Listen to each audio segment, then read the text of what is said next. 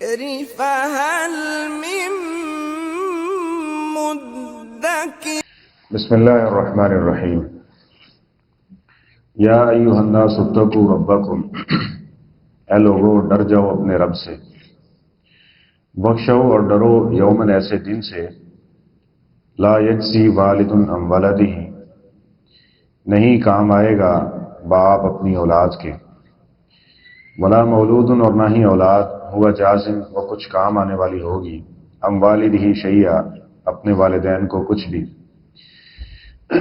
ان وعد اللہ حق، بے شک اللہ تعالیٰ کے وعدے سچے ہیں۔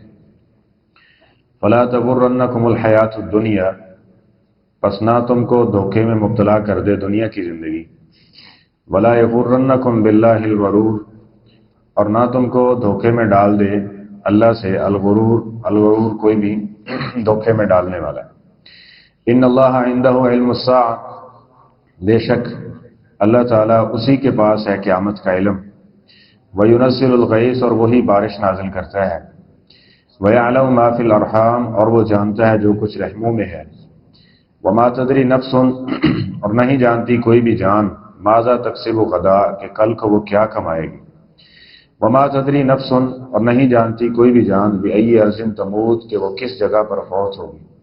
ان اللہ علیم خبیر، بے شک اللہ تعالیٰ خوب علم رکھتا ہے اور خبر رکھنے والا۔ لقمان میں خاص طور پہ سمجھیں اس کا جو موضوع تھا وہ اللہ کا ڈر اور خوف، عقیدہ توحید کے ساتھ عقیدہ آخرت، آغاز بھی اور اختتام بھی، اور اس کے درمیان جو خاص واقعہ ذکر کیا گیا جناب لقمان علیہ السلام کا، اس کے بھی امتیازی پہلو یہی تھے۔ تو اختتام ان آیات کے ساتھ کیا جا رہا ہے کہ اے لوگو اتقوا ربکم، اپنے رب سے ڈر جاؤ۔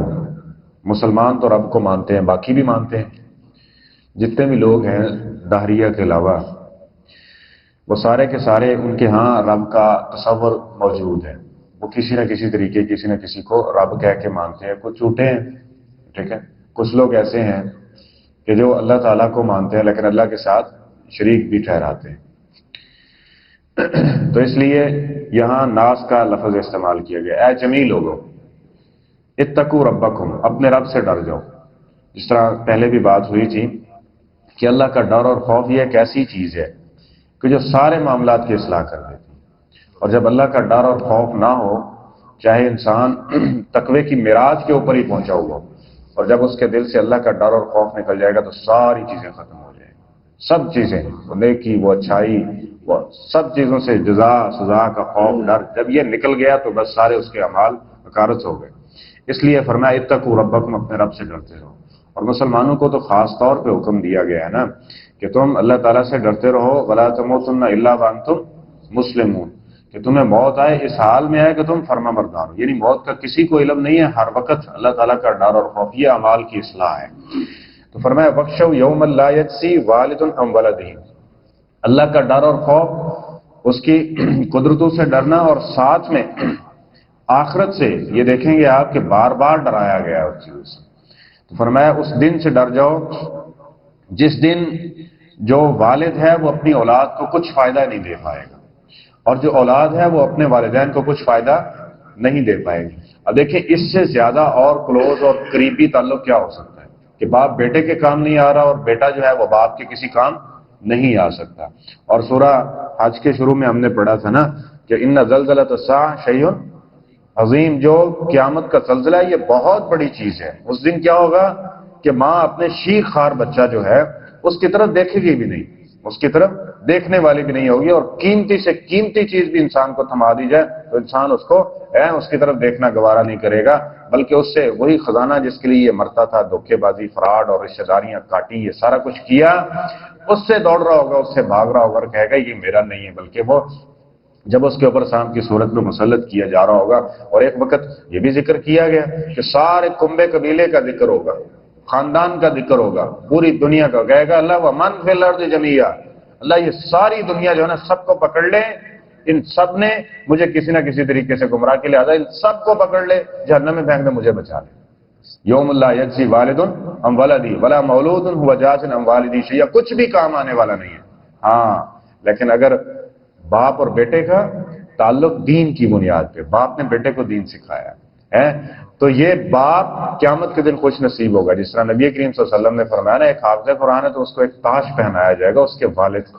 یہ کیا ہوگا؟ تکریم ہے، یہ ایک عزت ہے، یہ ایک احترام ہے. اسی طرح نبی کریم صلی اللہ علیہ وسلم کی بڑی معروف حدیث آپ سنتے رہتے ہیں کہ آدمی چلا جاتا ہے، جانے کے بعد اس کی دنیا سے کوچ کرنے کے بعد بھی ایک عمل ان میں سے ایسا بھی ہے کہ جس کے ذریعے اس کے عمل اسی طرح سے جاری رہتے ہیں. وہ کیا ہے؟ ولد صالح یدعو لہ، یہ اپنی نیک اولاد چھوڑ کے گیا، اس کو دین دے کے گیا، وہ دین پڑھ رہی ہے، دین پڑھا رہی ہے، دین پہ عمل کر رہی ہے، تو اس بابے کو، اس بزرگ کو جو اس دنیا سے چلا گیا، برابر کا اجر اللہ تعالیٰ عطا فرما رہے ہے نا. تو یہ اولاد ہے کام. اور یہ اگر نہیں یہ کیا، یہ بھی بات یاد رکھ لیں، یہ قیامت کے دن یہ منظر اللہ نے ذکر کر دیا.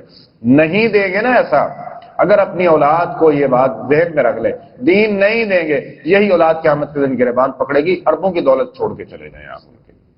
دنیا میں بھی بسا اوقات کہتے ہیں ساڑھے ابے نے سانو کی دیتے ہیں، سب کچھ دینے کے بعد کہتے ہیں نا اللہ دکھا دیتا ہے. تو قیامت کے دن یہ ہونے والا ہے حقیقی طور پہ کہ یہی اولاد کہے گی اللہ اس نے سب کچھ مجھے دیا ہے، سارے کسی کے لیے مجھے ڈانٹتا تھا، ڈبڑتا تھا، ٹائم تھا، ہر چیز مینج کر لیتا، دین نہیں دیا اس نے.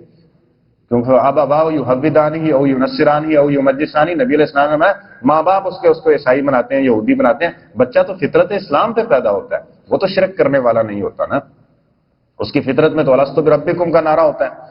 یہ ماں باپ اس کو عیسائی، یہودی یا بے دین بنا دیتے ہیں، سکھاتے ہیں اس کو. اور یہ دیکھ لیں، یہ اہمیت پیدا کریں اپنی خاص طور پہ اولادوں کے اندر دین کی، نماز کی، عقیدہ توحید کی، اچھائی کی، ٹھیک ہے، تاکہ ہمارے جانے کے بعد بھی جو نیک عمل کریں اس کا اجر اور ثواب ملتا رہے. اور اگر ایسا نہیں ہوگا تو پھر یاد رکھ لیں یہ معاملہ بھی ہونے والا ہے. تو فرمایا ان وعد اللہ حق، بڑی قربتیں ہیں، بڑا تعلق ہے. نبی علیہ الصلوۃ والسلام کے خلاف نا ابو جہل وغیرہ انہوں نے کہا تھا، جب 19 فرشتوں کا ذکر ہوا، اس نے کہا اللہ 10 تو میرے ہیں، ہم کو بھی لوگ جمع کریں، کتنے ہم نمٹ لیں گے فرشتوں سے. فرمایا وہاں تو یہ تمہیں کیا بچائیں گے، تمہیں کیا بچائیں گے، تمہارے کیا کام آئیں گے. تو یہ تو خود اپنے آپ کو نہیں بچا سکتے، اور اولاد والد کے اور والد اولاد کے کام نہیں آئے گے جب دین کا تعلق ان کا آپس میں نہیں ہوگا.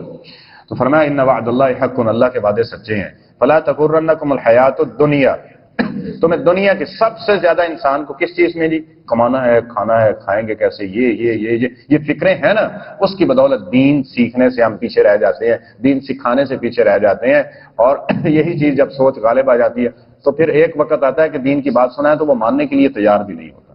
اب 20-25 سال اس کے اوپر جو محنت کی ہے وہ بالکل اس کے اپوزٹ یا الٹ مخالف کی ہے، تو اب اس کو ایک طرف ادھر لے کے آئیں گے تو وہ ٹوٹ جائے گا، کٹ جائے گا، وہ اس طرف نہیں آنے والا ہوگا. تو اس لیے دنیا کی زندگی انسان کو دھوکے میں مبتلا کر سکتی ہے، اس سے ہوشیار رہنا ہے. ولا یغرنکم باللہ الغرور. اسی طرح کوئی بھی شخص وہ انسان کی صورت میں ہو سکتا ہے، جن تو یہاں یعنی شیطان مراد ہے ہی ہے کہ وہ انسان کے خلاف، انسان کے دماغ میں اللہ کے خلاف اور آخرت کے خلاف ایسی چیزیں ڈالتا ہے جس سے بندے کا عقیدہ اور ایمان کمزور ہوتا ہے. لیکن کوئی انسان بھی ایسا ہو کہ جو بھی دھوکہ دے سکتا ہے اللہ سے، اس سے آپ نے بچ کے رہنا ہے. کیا رکھنا ہے؟ اتقوا ربکم، ایک اللہ کا ڈر، اور دوسرا آخرت کی فکر کے حساب و کتاب ہونا ہے. آگے بھی جانا ہے، صرف یہ 40-50 سال بہتر کر کے اس کی زندگی بسر کرنا مقصد نہیں ہے. تو فرمایا ان اللہ عنده علم الساعہ. آگے مزید عقیدے کی بات کی جا رہی ہے کہ بے شک اللہ تعالیٰ کی ذات ہے جس کے پاس قیامت کا علم. اور اسے جبریل آپ سنتے ہیں جب آ کے پوچھا تھا کہ قیامت کب آئے گی، مساء، جانتے ہو قیامت کب آئے گی؟ فرمایا مل مسئول عنہا بأعلم من السائل، جو سوال کر رہا ہے، جس سے سوال پوچھا جا رہا ہے، یہ کچھ زیادہ نہیں جانتے. یعنی نہ جبریل کو پتا ہے، نہ محمد صلی اللہ علیہ وسلم کو پتا ہے. قیامت کا علم کس کے پاس ہے؟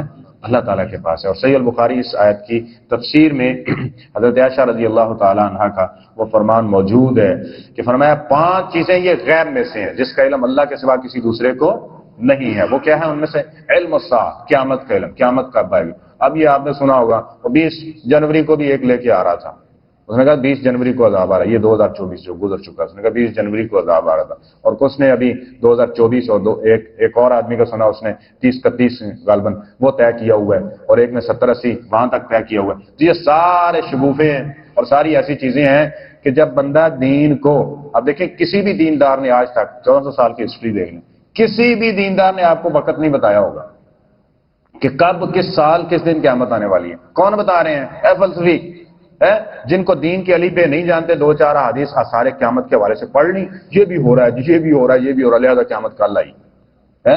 تیاری اس کی کچھ نہیں ہے، صرف اس کا کوئی مقصد، لہذا اس کا علم اللہ کے پاس ہے، تیاری کا حکم ہے وہ ہمیشہ کرتے رہے۔ وَيُنَزِّلُ الْغَيْثَ، بارش کب آئے گی؟ اب یہ تو بتا دیا جاتا ہے کہ بارش فلاں دن آئے گی، تو کب آئے گی، کتنی آئے گی، نفع مند ہوگی، نقصان دہ ہوگی، کس کے پاس علم ہے؟ صرف اللہ کے پاس ہے۔ وہ تو ایک آثار کے ذریعے بتا دیا جاتا ہے کہ یہ بادل آ رہے ہیں، ہوائیں چل رہی ہیں، ہو سکتا ہے وہ جھوٹے بھی ہوں، ہو سکتا ہے بات سچی بھی ہو، وہ اللہ کے حکم کے تابع ہے نا۔ تو اس لیے بارش کا علم کس کے پاس ہے حقیقی طور پہ؟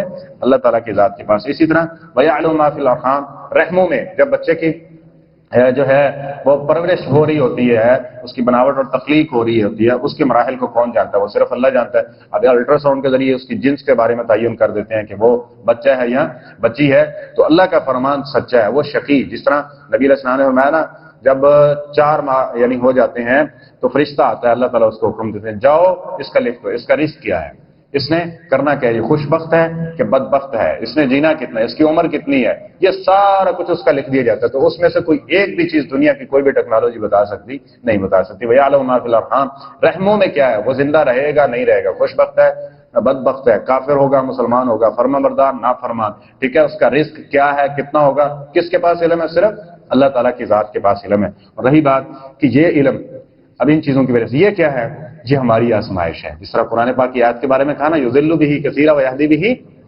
کثیرا، اللہ ہے یہ چھوٹی سی چیزیں، جس طرح دوسری ایک اس کی مثال ہے، رازق کون ہے؟ اللہ تعالیٰ کی ذات ہے نا، لیکن ہمیں کسی وسیلے سے مل رہا ہے نا، یہ ذریعہ ہم کماتے ہیں، کوئی دکان ہے، کسی کی فیکٹری مل رہا ہے، یا ان چیزوں کے ذریعے، یا کھیتی باڑی سے اس کو حاصل ہو رہا ہے، پھر کیا خیال ہے یہ الہ ہو گئے؟ جس طرح یہ نہیں ہے نا، اگر کچھ چیز اس کے بارے میں کچھ اثرات بتا دیے جاتے ہیں کہ اس کی جنس یہ ہے، یہ ناقص ہے یا کامل ہے، تو اس سے اللہ تعالیٰ کی اس فرمان کے اندر کوئی فرق نہیں پڑتا، بلکہ یہ مزید آزمائش ہے کہ اس بات کے اوپر یقین رکھتا ہے یا اللہ کی بات کے اوپر یقین رکھتا ہے۔ تو وما تدری نفس ماذا تکسب غدا، اور تیسری چیز کیا ہے کہ کل انسان نے کیا کرنا ہے، یہ کسی کو علم نہیں ہے، کل اس کے ساتھ کیا ہونے والا ہے، یہ کس کے پاس علم ہے؟ صرف اللہ تعالیٰ کے پاس علم ہے۔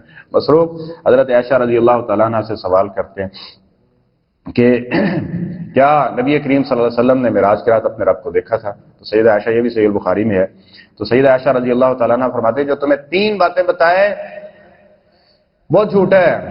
نمبر 1 کہ جو شخص یہ کہتا ہے کہ محمد صلی اللہ علیہ وسلم نے اپنے رب کو دیکھا تھا، فقط کذب، اس نے جھوٹ بولا ہے، جبکہ قرآن پاک میں ہے کہ لا تدرک الابصار وهو يدرك الابصار، ٹھیک ہے، اللہ تعالیٰ کو کوئی جان اس دنیا کی آنکھ کے ساتھ نہیں دیکھ سکتی ہے۔